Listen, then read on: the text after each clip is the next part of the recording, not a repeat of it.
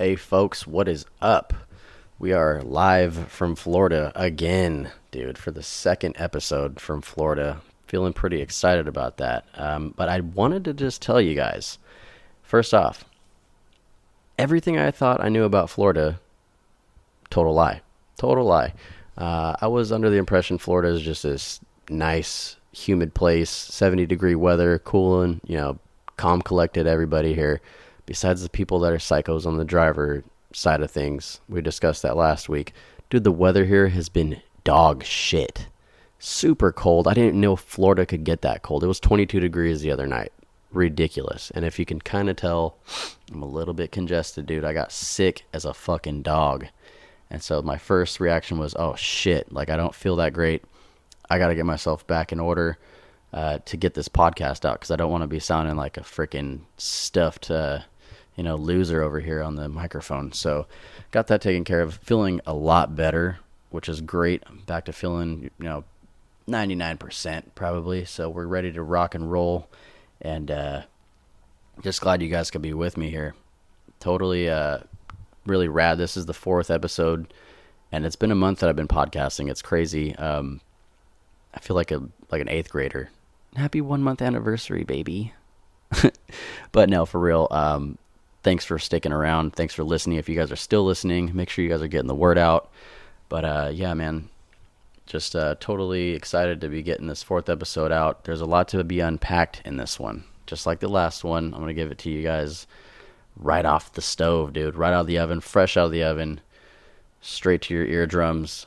So besides being sick, man, I've been battling that all week, and it's not been fun. Definitely had a lot of downtime to just kind of relax and get better. So if you guys are noticing I don't really sound that great, but hey, we're here, we're doing it. I'm coming to this episode a little bit early. Usually we'll record on Saturday or Sunday and try to just roll right through it and get it out the same day, but I will be busy this weekend, so I'm recording a little bit early, so I might release this on Saturday the 20th.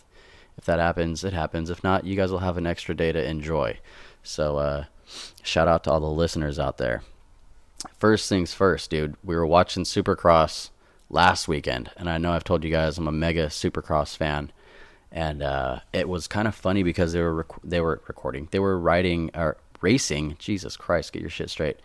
They were racing in San Francisco, which is known to be a very liberal city in the States, especially in California. It's probably the most liberal you can get. That's the mecca for liberals is San Francisco up there. And so the guys, they're doing their thing, and it was a complete mud race. Like it downpoured like crazy out in San Francisco. So they're doing their thing, they're racing. And what was funny was we caught a clip of after the races, all the riders had to go back through the outside of the portion of the stadium to get to the pit area. And they were forced to power wash their bikes after each heat race, after each, LCQ, whatever. And then the main event, the bikes had to all be power washed off. Why, might you ask? Because the city didn't want the mud from the track getting onto the ground. This is where I think it's completely hilarious, though, because these guys are worried about mud coming off of the motorcycles and, messing up the ground out there. This is the same city, by the way, that completely just thinks nothing of it, is totally cool with it, with letting people take a shit on the street sidewalk and just leaving it there. There's literal maps you can find that have all the little doo-doo spots on it, and it's completely covering the city. The city is literally a shithole. So it was just kind of hilarious that they're making these guys wash their motorcycles off so that way the dirt from the track doesn't ruin the street. God forbid there's a dirt, clot on the street, but there can be a pile of human shit laying there, which is just off the wall to me. But that's one of those things, can't get around those liberal policies when it comes to all that stuff. Another thing too, being in Florida here, this is the third number 3 hotel that I've been in since I've been here. I moved another one because there was massive amounts of reconstruction going on there, and I guess it's kind of prominent now in this time period for out here because they're prepping for the spring break and all the spring breakers that come and stay in these places. So this is the third place. I'm in a Hilton right now. It's very, very nice. Super nice room. Has all the nice bells and whistles, amenities and everything. So I'm really happy I was able to get into this place. But the last place was a Marriott, and the construction, dude, was unbearable. I'm talking about unbearable. It's not even like, oh, there's a little bit of sidewalk that's pulled up, walk around. These guys were jackhammering, or whatever tool they were using, directly above my room, like where the headboard is on the bed. They were jackhammering. Let's just say it's jackhammering, because it was beyond annoying. And I'm trying to sleep and do this stuff, and they're just going at it, in like little 3-second bursts for fucking 8 hours a day, to the point where we had complained to the front, and we're like, hey, what's the deal with this? Like, we got shit to do. We got to sleep. And they're just like, oh, sorry, can't do anything about it. And so, we said, fuck you guys again for the second time, packed up all our shit, and we moved about 2 miles down the road. So we're in a better spot now. Got a great view though. Nice green trees, real thin, tall trees, really nice and scenic. There's a little pond area out front. Pretty cool little setup. I'm definitely digging Florida, especially after being in California for so long. Not even on the whole policy tip here, but the few areas that we've passed through have all been really nice, and it's cool to just get a little bit of a scenic change every once in a while. So it's kind of cool. We also had some encounters with some alligators, not like wild ones. We went to Gator Beach the other night, had some food. I had some gator, really good, nice and tender, great stuff. And then we actually got to hold an alligator, which was fucking badass. I've never held an alligator before. I don't know if really anybody else has that I know, but it was a really cool experience. Little dude, he was a year old. His name was Jojo. He was a little tiny little dude, but fuck, that guy had some muscles. He started squirming like when I was holding him, and I was just like, Jesus Christ, no wonder they can fucking drag gazelles by their necks, from the shoreline underwater and all that shit. They're extremely strong, which is crazy. You've all seen the videos of them doing death rolls and fucking ripping people's arms off and shit. This guy had a little tape thing on his mouth, but we were able to hold him and stuff, so I thought that was really cool. And now I'm ready to go home. Still got a few more days to go out here. It'll be nice to get back home. Miss everybody a lot, and being away from home is kind of a drag. There's stuff to do out here. Home's where the heart is, dude. I'm gonna get one of those signs when I get back. But yeah, so reading through my normal news, little tidbits this week. And I found a couple different interesting stories here, including one that includes one of my favorite bands, Sleep Token. Sleep Token.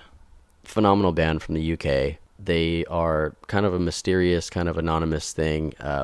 It's been said that people know their identities. Fucking whoop-de-thrill. Everybody, kind of freaked out when Slipknot came out on the scene back in the 90s. They've been pressing these guys to do interviews. They don't do interviews. They don't do video interviews. They don't do much. They're just kind of on stage. They don't talk in between songs or anything like that. They're just this mysterious band. People that are the gatekeepers of the music scene, metal community to be exact. These are the ones that I'm talking about. These motherfuckers have nothing better to do with their lives rather than dig for information on everything. My scene is the best. I like deathcore or, thrash metal or whatever it may be. And these guys are the ones in every scene. I'm sure it's in every scene that just fucking ruin the fun out of music, man. Like, they have nothing better to do. So they got the bass player, which goes by 3. So the guys in the band, the singer, he goes by Vessel. The drummer is 2. The bass player is 3. And then their guitar player is 4. So that's all they're known by, publicly and in the aspect of their band. They don't have names, whatever, which is kind of a cool idea. So these guys have been touring the world. They've been out for a few years now, and their music is fucking phenomenal. I would highly suggest anybody that's into like a heavier, groovier kind of I don't know, like ethereal type of vibe music. Definitely go check these guys out. They're fucking sick. I'm surprised.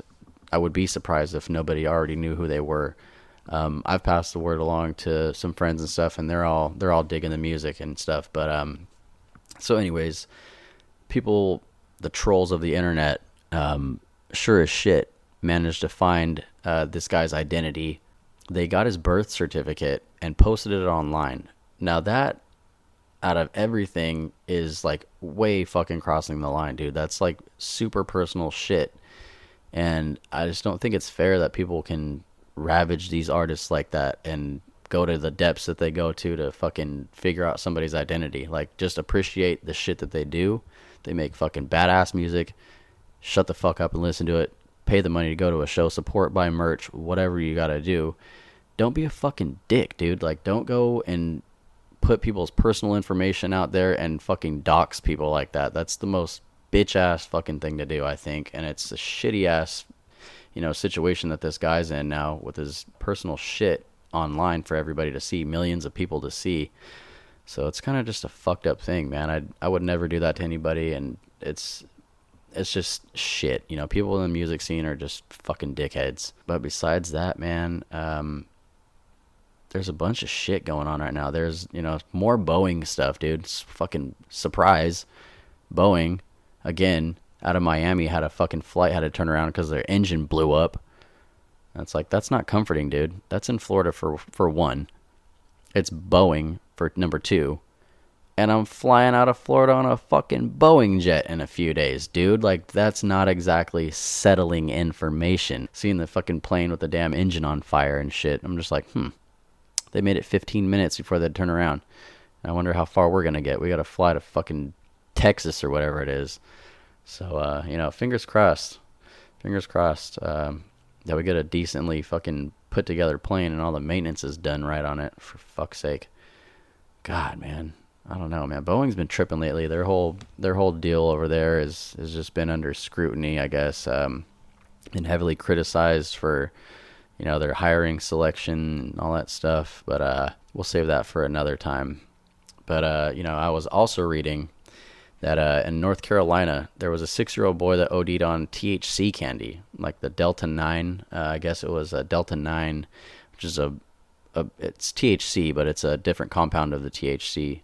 So, I guess he was like wherever his parents were or weren't, apparently, supervising. They were not supervising, because apparently he got into these Skittles and, or whatever they're, I guess, like Skittles candy, starts, I guess, shoveling him down his throat. And then he, not really funny at all, but because, it's a kid, but he was complaining that he had excruciating pain. I'm just like, dude, you probably don't have any pain. You're probably just paranoid as all fucking hell. I mean, you're 6 years old. You're fucking high off your ass. So, you're probably just tripping balls right now. But supposedly he took 13 times the dose for an adult of the Delta 9 THC. Got pretty fucked up. That was kind of scary. People just are bad parents when it comes to that kind of shit. They just leave their stuff out and about, and he's 6 years old. He's not going to read labels. He's not going to know what a warning label is. Do not consume if, under this age or whatever that case may be. So he goes and eats all this candy and then gets fucked up, literally and figuratively. So people that deal with all that kind of shit, that use that kind of stuff, just need to be more cautious, dude. Like, I get it. Have your edibles, smoke your weed. I have no problem with any of that shit.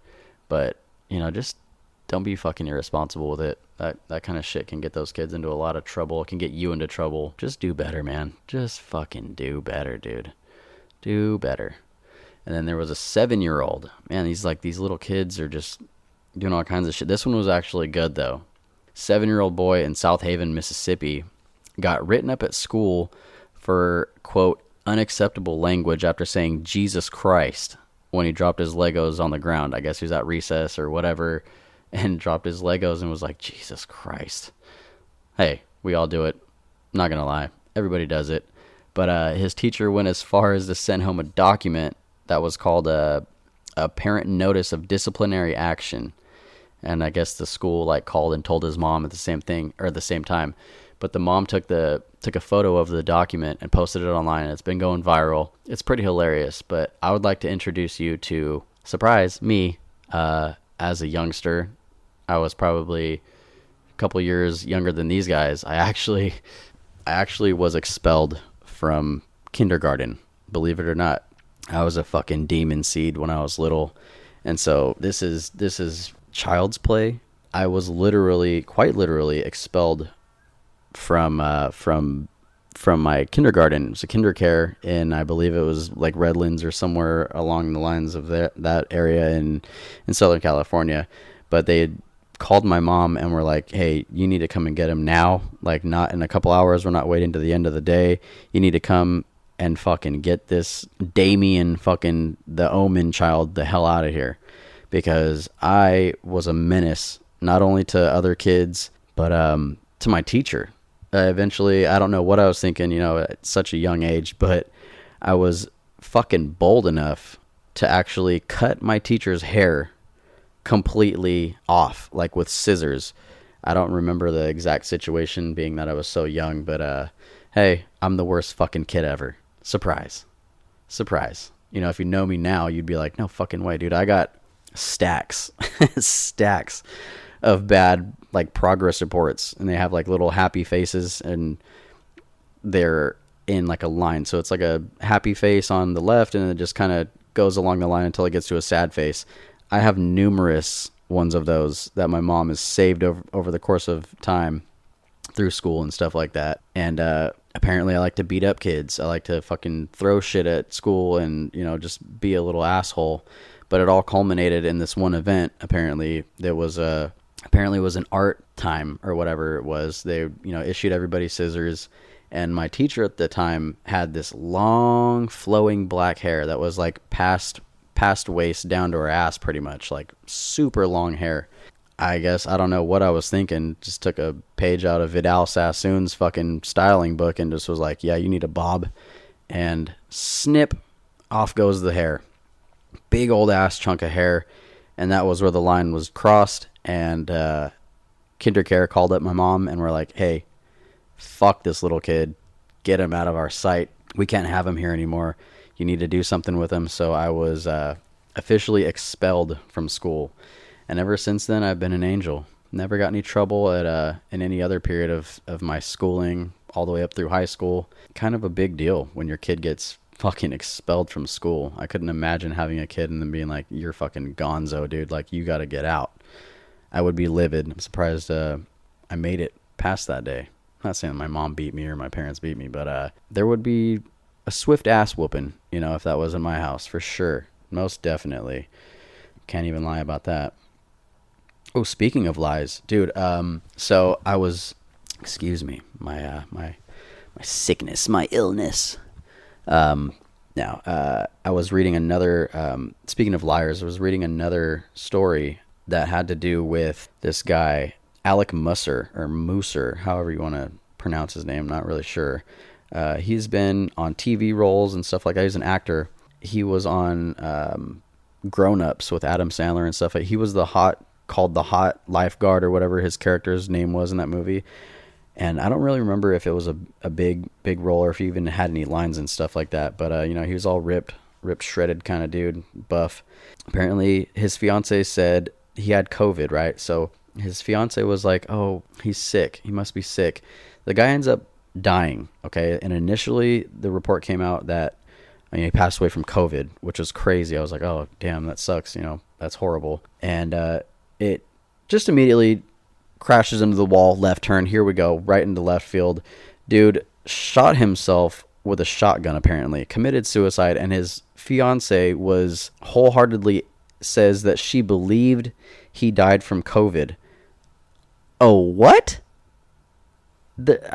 Call me naive or just straight dumb, dude, but there's a little bit of a difference between somebody dying from COVID and then somebody getting shot and killed with a shotgun.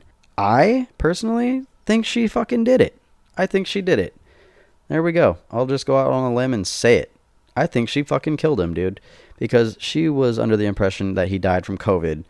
And she's like, I just found him Okay, you found him, but you believe that he died from COVID. COVID is not a person nor something that's capable of shooting somebody with a fucking shotgun of all things.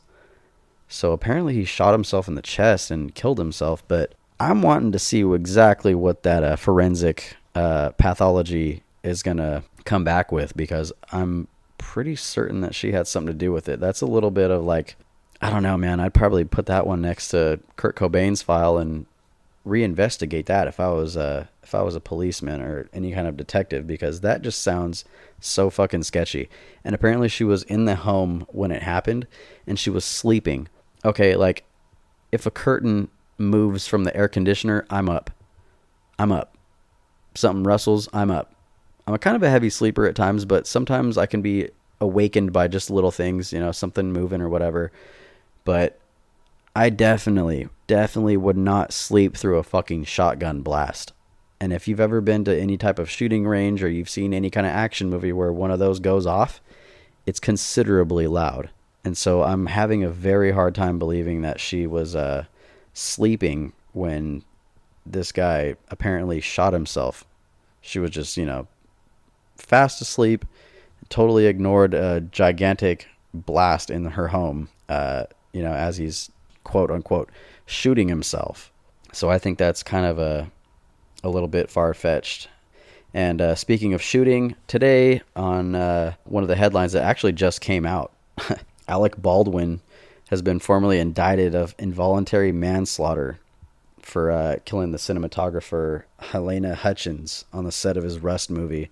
And if we go back about a year or two or however long it was ago, he was given a prop gun that apparently had live ammunition in it. And, he's doing this bullshit on set with it and points it in the direction of somebody and pulls the trigger. The gun goes off and it passes through this poor lady and goes into another guy behind her. The live round claims, I didn't do it.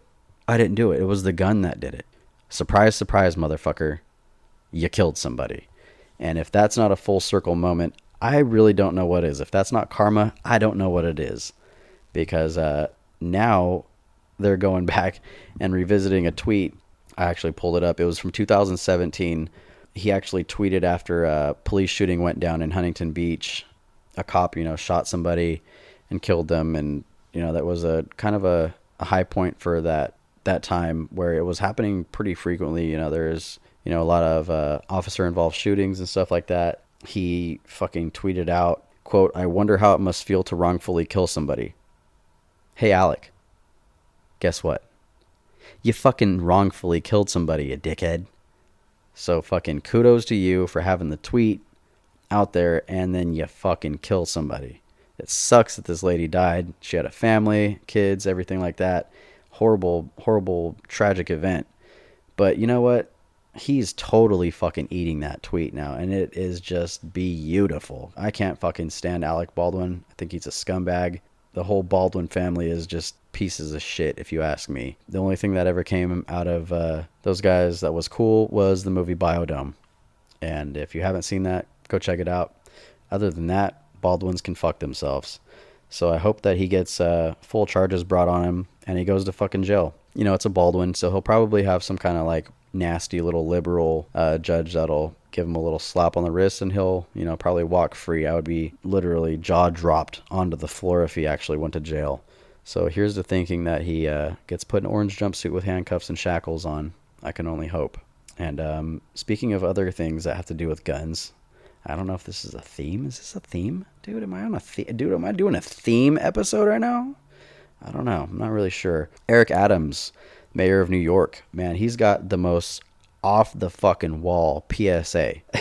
He's advocating for parents to go looking through their kids' rooms at different points to try to find, if they're doing anything bad. You can move this, and it's a video. You guys got to go look it up on YouTube and just crack up. It's the most off-putting thing I've ever seen, and it's so dramatic, and it's just fucking hilarious. I think it's like one of the funniest things I've ever seen, because he's standing in this like room and there's like this bookshelf and a bed and everything like that in there, and he's like wandering around kind of inconspicuously, and he's like, oh, behind this box right here there could be drugs in here.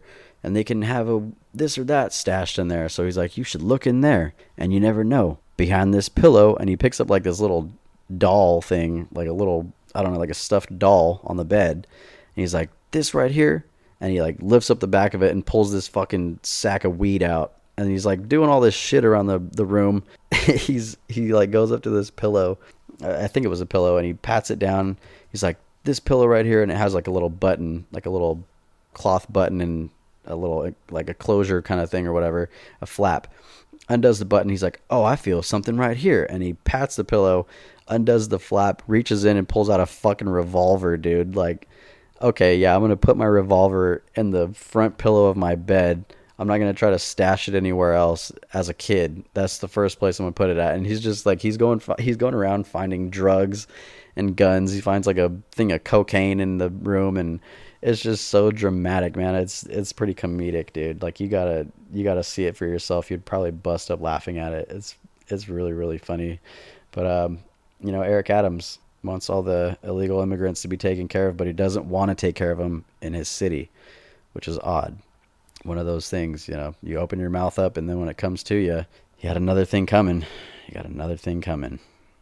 Which is that's good to see. They're finally getting a little bit of dose of their own bullshit. And it's funny because there's a lot of bleeding hearts out there. I know there was another congressman or a senator or something like that had pitched the idea of having a sign-up sheet for his state. Anybody that's advocating that these people need places to stay, they need to be put up first over other people like our veterans and stuff like that. Why don't you sign up on this sheet and you can house them at your house? Bring them in, treat them as family, feed them, clothe them, bathe them, pay for all their shit. It's not like they're going to get all that stuff not paid for anyways. Everything's going to be fucking free once they get here. All they got to do is just put their name down, and that's it. They get a social, bunch of different shit like that. They get the full works, and it's all on taxpayer dime. But he actually has a sign-up sheet for these people to put their names down on if they're so willing to house these people. We'll see if it works. We will see if it works. So last week, I'd asked a few people to send in some questions because I wanted to kind of make this a little bit interesting. I remember one of them was, what do you think of gay teachers? That was the first one that came through, and that was the one that I remembered, offhand. And you know what? To be completely honest with you, I don't have a problem with it. Not at all. You could be as gay as you want to. I have no problem with that. I don't have a problem with people's lifestyles and stuff like that. Do we poke fun? Yeah, not gonna lie. Everybody does. Even their own community does. Even their own community does. To say that people are against gay teachers is kind of weird. The part that I draw the line at, though, is when they're forcing, sexual stuff on the kids. I don't fuck with none of that shit, dude. Like, leave that to the parents. Leave that to the kids to figure out when they're older. They'll find their way eventually, whether it's to be gay or not to be gay. That's up to them. I don't agree with the whole politicizing of the schools and stuff like that. Just teach the kids what they need to know and send them on their way. That's kind of it, man. I don't have a problem with gay teachers. I don't have a problem with gay people in general, man. I know a few people that are in the gay community, and we're cool. We're friends and stuff like that. It's not like I see them every day or anything like that, but shout out to them. They have their thing, they're doing their thing, and hopefully everybody's healthy and happy. But when it comes to the kids, though, man, just leave the sexual shit out of school. Get them to graduate, get them into good jobs, and fucking that's it. I don't really have much to say else on that. But yeah, if you guys want to send some more questions, then I'll have to write them down next time, apparently, because I fucked up and I didn't save anything. I should have saved it. I thought it was gonna save, but apparently not. So yeah, it's been a fun time here in Florida. It's been actually really nice being out in a different state. It's a little change of pace, change of scenery for sure. It's not the desolate dirt area that I'm from.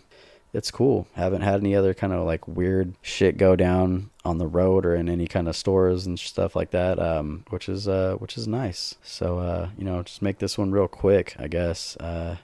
Break it down for you guys. Hopefully you guys are all still doing good out there. We're on the 4th episode already, man. It's going by quick. I'm trying to keep this trying to keep this show going weekly. Like I said, I'm holding up on my end. Been sick as a dog. First thing I thought about was, fuck, I'm not going to be able to record. My voice is going to be shot. So I'm giving it everything I got just to get this episode out. I don't know if it's going to be done on the 19th or if it's coming out the 20th. It'll kind of just depend on how I edit things and how I get it uploaded. But I will try to get it out ASAP because I don't want to be holding myself on the fire when the date comes. So I'm probably just going to wrap it up, get into editing, and get this thing out for you guys to check out. And hopefully you guys are still enjoying. If you guys are sharing the podcast, thank you so much. I really do appreciate it. For the people that are just getting into the show, you guys can follow me on Instagram at digital_demons_podcast. And if you guys have any kind of stuff you want to have me discuss, I will write it down next time, I promise. You guys can email me at digitaldemonspodcast@gmail.com. And I think this week I'm going to be starting up a Facebook page. I don't really know if anybody fucks with Facebook, but I figured it'd be a kind of a place to kind of network and, you know, get a little bit of the media out there and stuff like that. Share some clips, share some videos or some pictures, whatever. But yeah, we're just trying to stretch them arms out and reach everybody. We've got our new platforms that we've been signed up for. So we're off to the races, you know, just like the first episode said.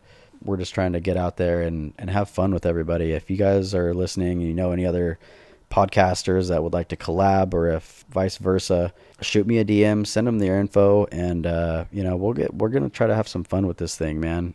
That's really what it's all about. I can't wait to get back home and start collaborating and having some other people come on and share their thoughts and their kind of views on stuff, and just have a ball, man. It's gonna be a good year, I think. This year 24 is we're gonna knock this shit out of the park, and I hope you guys are sticking around for the ride. So until the next time, I'll see you guys later. Take care of yourselves. All right, peace.